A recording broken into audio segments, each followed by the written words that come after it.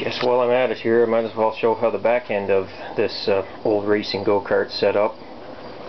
Your tire is bolted on like that. This one has 3 bolts, but anyway, you can see hopefully see there, the frame comes up and then it holds a flange type bearing with bolts through it to the frame. In this case you got your brake rotor and this hydraulic type caliper on there. Solid axle. I'd say it's at least 1 inch diameter, maybe larger. Gotta watch what I'm doing here, I'm gonna end up on my arse.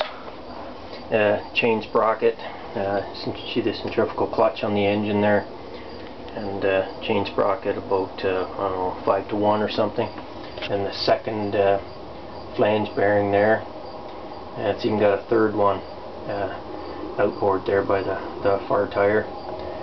Tube steel frame used, and then the motor, as you can see, sits at a slight forward slant, similar to a lot of the racing go-karts they're making now. This one with a slightly souped up 5-horse based Briggs. It does 55 miles an hour, no problem at all. And you say we don't even really have it souped up much. Just a little bit of maybe racing cam and racing connecting rod, that type of thing.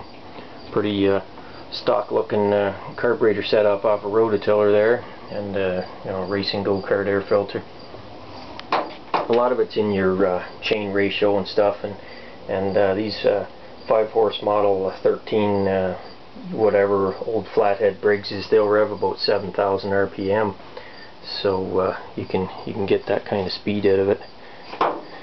But just for a homemade go-kart, you don't need any of that fancy stuff. You know, you're not using the governor anyways, but so you'll rev up maybe pushing 5,000 RPM or something. But they seem to hold together okay. But even so, even the old go-kart there, it'd do 40 miles an hour. It'd do over 30 with just a 3-horse Briggs on it. So, which is plenty fast for just you know, a hacking around type go-kart. You don't need to be going fast enough to kill yourself on it. So anyways, just trying to show a little bit of the construction there for people that are thinking of building their own. One thing's for sure though, you can't build a go-kart for nothing. It's gonna cost some money. One of the main things would be the braking system and centrifugal clutch, etc. They all cost money.